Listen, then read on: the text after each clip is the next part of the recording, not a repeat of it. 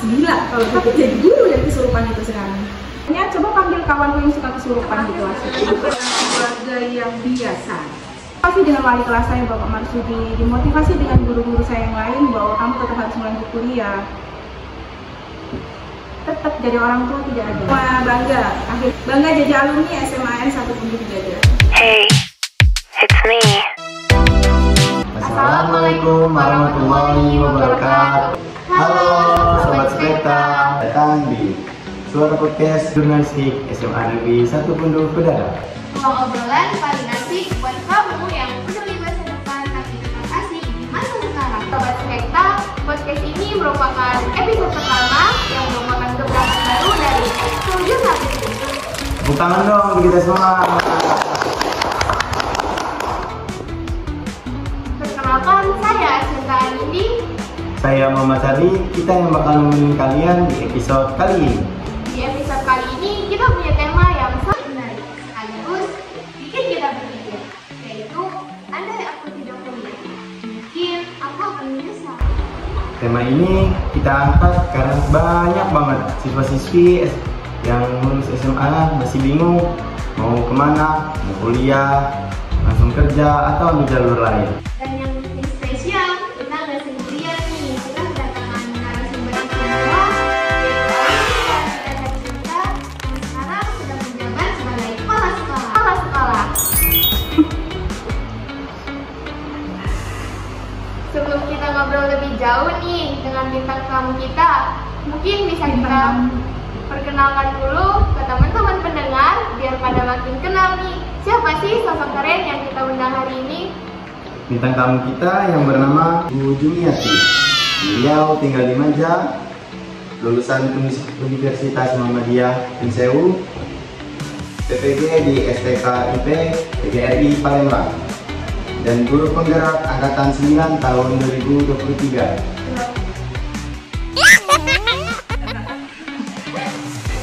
Riwayat pekerjaan beliau: pertama, Grafari Telkomsel Zona Jakarta Timur, perpustakaan SMP 1 Pondok Bedada, guru SMP 8 Pesawaran, guru SMP Satap 6 Pesawaran, guru SMA Pulau Legundi, guru SMP Pesawaran, dan sekarang sudah menjadi kepala sekolah SMP 9 Pesawaran dan pengurus MGMP Bahasa Indonesia.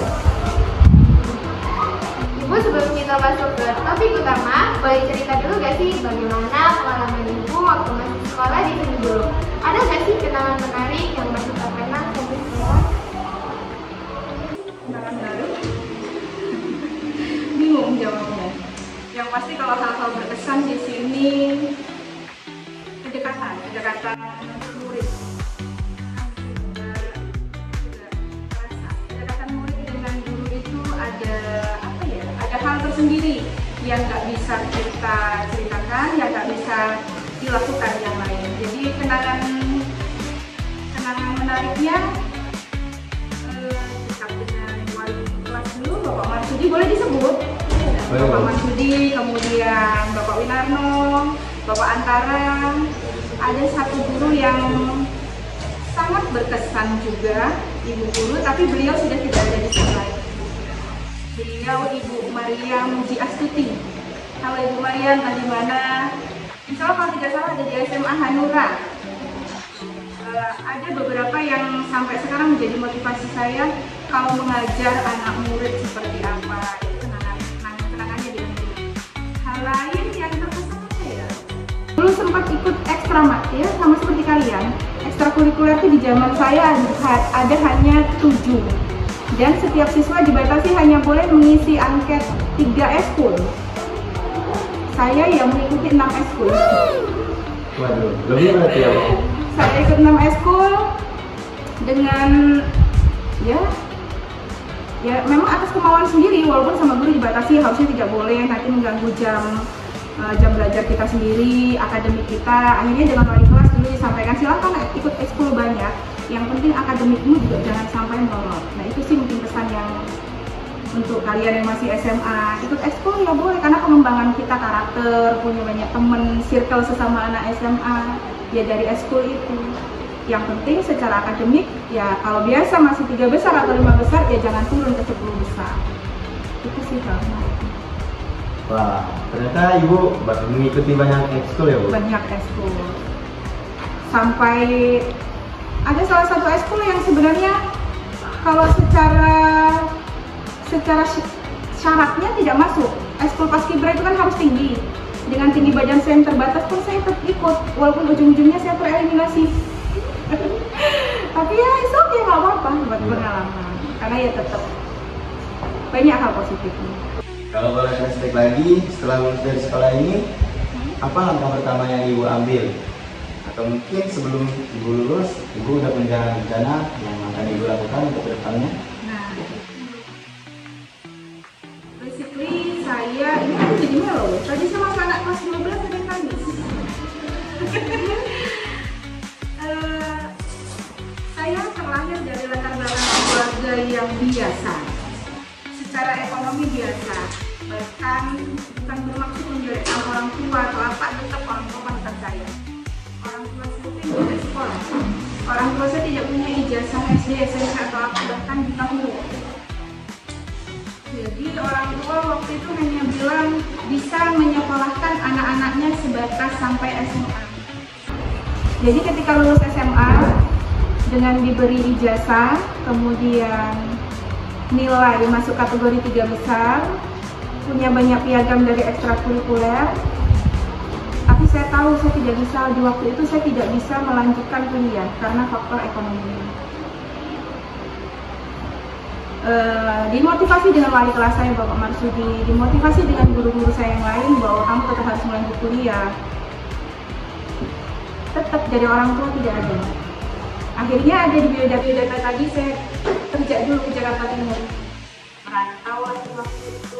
Nggak apa-apa sih ceritanya. Merantau dari tahun 2025 sampai dengan 2027. Beberapa kali Jakarta Timur, kemudian sempat di Cililitan. Di sana sedikit nabung, cuman dalam batin saya tetap tekad saya mau pulang kalau saya dikuliahkan. Walaupun orang tua ya tetap dengan keterbatasan, orang tua bilang pulanglah, nanti dikuliahkan. Akhirnya coba masuk kampus yang begini, di sana di sini, tapi itu tidak sejalan. Kemudian ada yang terkendala izin belajar kampus. Akhirnya diam-diam saya mendaftarkan kuliah di Universitas Pringsewu, dulu STKIP Pringsewu, bareng salah satu guru SMA, Bapak Miraji. Masuknya bareng itu tanpa sepengetahuan orang tua sampai semester 3. Karena dalam batin saya itu tadi, bukan karena topiknya seandainya saya tidak kuliah, tapi di waktu itu bagaimana caranya saya kuliah. Sampai semester 3 orang tua tidak tahu kalau saya itu setiap hari Senin, Selasa, Rabu, Kamis, sampai Kamis itu bekerja, sampai Jumat siang saya pamit orang tua kerja, padahal di situ saya ikut kelas konversi, kelas untuk anak mahasiswa yang bekerja. Nah disitulah dimulai saya kuliah. Cuman saya punya tekad kalau memang itu sudah saya mulai, ya harus saya selesai. Kalau secara latar belakang ya mungkin kita dengan basic sama-sama orang dari Pondok ya tahu latar belakang secara ekonomi, tapi selama kita punya tekad ya kenapa enggak? Ini biasa ngajar di kelas, sebenarnya nggak tahu, saya nggak pernah curhat begini. Iya. Sebenarnya apa sih yang membuat ibu memutuskan untuk melanjutkan kuliah? Tekad yang memutuskan saya untuk kuliah. Biasanya kalau mengubah strata ekonomi, kalau orang tua saya keterbatasan begini, kenapa nggak saya coba ubah? Di waktu itu karena memang kemampuan orang tua saya sampai situ, ya saya tetap bertekad kuliah. Artinya harus dimulai dari saya punya kakak yang sudah terlanjur memang tidak kuliah. Cuman dari dimulai dari saya ke adik saya dan yang bungsu, alhamdulillah ya, walaupun kuliahnya tidak reguler seperti mahasiswa yang baru lulus bisa langsung kuliah, kami tetap ada jeda sekian tahun, harus mengumpulkan dulu. Tangannya ya niat karena memang dari diri kita tuh harus punya jiwa pembelajar, menjadi diri pembelajar. Setidaknya dengan kita kuliah kan pola pikir kita juga.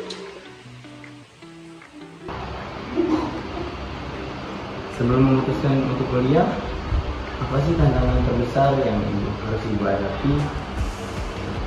Seperti biaya, jauh dari orang tua, atau adaptasi di lingkungan baru?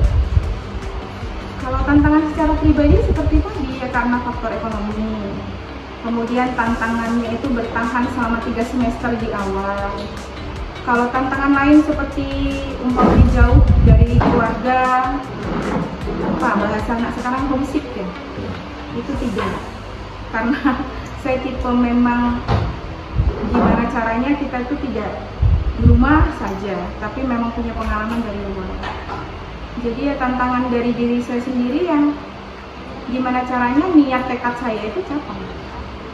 Yang menjadi tantangan, membuktikan kepada orang tua bahwa kita dengan segala keterbatasan juga kita bisa, kepada lingkungan, kepada diri kita sendiri. Basically-nya kita beda ya dengan tantangan anak kuliah yang memang difasilitasi orang tua. Ada dengan kita keterbatasan tapi didukung dengan orang tua, tapi dengan segala keterbatasan itu kan tantangannya berbeda. Itu kan kalau versi di saya. Orang bilang kuliah itu nggak wajib, tapi juga nggak sia-sia. Nah, menurut Ibu, apa sih perbedaan nyata antara orang kuliah dan sama orang yang tidak kuliah dalam jangka waktu panjang? Dalam jangka waktu panjang, kuliah itu tidak wajib. Ya sih, boleh dibilang kuliah itu tidak wajib, tapi sebisa mungkin kuliah, walaupun nggak wajib. Dengan kuliah, pola pikir kita berbeda, mindset kita, cara pandang kita. Dengan kita kuliah juga lingkungan sosial, circle pertemanan kita juga berbeda. Cara pandang kita, kemudian cara pandang kita menghadapi masalah. Yang pasti kalau dengan kuliah minimal kita punya tiket peluang di dunia kerja. Peluang kita yang kuliah dan tidak kuliah pasti lebih banyak yang kita punya ijazah setelah kuliah. Walaupun sama-sama ada peluang untuk di dunia kerja, setidaknya kita lebih banyak punya peluang. Dan yang pasti ya pola pikir, kemudian circle pertemanan, kemudian di kehidupan sehari-hari juga mungkin di lingkungan kita tempat tinggal juga berbeda, antara kawan-kawan di tongkrongan juga berbeda. Apakah kuliah itu menjadi jaminan kesuksesan untuk seseorang? Ya itu tadi, enggak juga sih. Kuliah tidak menjamin kesuksesan, tapi setidaknya dengan kuliah kita punya ijazah, peluang kita untuk bekerja, peluang kita di dunia pekerjaan lebih banyak. Peluang kita. Dan sukses itu kan tergantung persepsinya masing-masing. Menurut kita sukses, menurut kita si A sukses, menurut si B kan tidak. Kita nggak kuliah nggak apa-apa kalau memang maaf ya ngomong secara faktor ekonomi terjamin. Selain secara faktor ekonomi, mungkin dari segi hal yang lain tanpa harus kuliah juga kita sudah sukses, kan ada yang begitu. Tapi itu berbeda dengan anak-anak atau berbeda dengan kita yang memang harus melewati tangga kalau mau tangan perjalanan. Setidaknya dengan kuliah ya itu tadi kita punya tiket, kita lulus nanti peluang kerja kita lebih banyak dan tidak ada ruginya. Mungkin banyak ya dari teman-teman spekta yang masih bingung kalau mau kuliah ambil jurusan apa sih? Mungkin ada tips and trick dari Ibu gimana sih biar nggak salah pilih jurusan waktu kuliah nanti? Nggak salah pilih jurusan. Yang pertama, ketika mau kuliah, pastikan dulu tujuannya, goal, tujuan, prospek kita mau kemana. Kita kuliah tujuannya mau untuk apa? Kalau kuliah cuma sekedar mau cari titel juga ada. Kalau kuliah sekedar supaya saya pakai alma mater juga ada. Tapi setidaknya kalau kita dari masyarakat yang memang secara keterbatasan seadanya, tujuannya dulu kita cari, kita tuh kuliah mau ngapain, goal kita mau kemana, kemudian punya target setelah kuliahnya mau ngapain. Daripada kita kuliah, buang-buang waktu, buang-buang biaya, bebanin orang tua. Kita kalau kelas 11 mungkin belum ya, kalau kelas 12 kan sudah mulai mengarah. Kita mau kemana nih, tujuan saya mau kemana, target saya mau kemana. Tentukan dulu tujuan atau targetnya. Kemudian pilih jurusan yang tepat, minimal jurusannya yang di dunia kerja sedang banyak dicari atau banyak dibutuhkan, atau jurusan yang mengikuti perkembangan zaman. Karena apa? Kita tetap sekolah itu harus sesuai mengikuti perkembangan zaman, karena orang tua juga mendidik anak harus sesuai dengan perkembangan zaman, nggak bisa disamakan dengan zaman ibu dulu. Itu saya terapkan ke anak saya pun nggak bisa karena zamannya sudah berbeda. Yang ketiga, skill. Kita tahu skill kita, kemampuan kita, keterampilan kita di apa, skill kita di mana. Apakah mau kuliah melanjutkan skill kita itu, atau mau banting setir cari hal lain. Tapi ingat, awal tadi tujuannya, goalnya mau kemana, targetnya mau ngapain, kemudian kembali skill kita apa. Jadi jelas nanti seperti yang saya sampaikan tadi, apa yang kita mulai itu harus kita selesaikan. Jangan sampai putus di tengah jalan, karena kuliah itu berapa tahun? 4 tahun itu secara normal. Secara normalnya kita tidak tahu di tengah perjalanan nanti ada apa, kedepannya bagaimana kan kita tidak tahu. Minimal kita punya target 4 tahun itu selesai sesuai dengan target kita. Kemudian circle yang keempat, tetap kalau kita mau kuliah lihat lingkungannya di mana. Itu bagi kita, bagi siswa yang mungkin secara fasilitas dari orang tua sudah disiapkan, diadakan.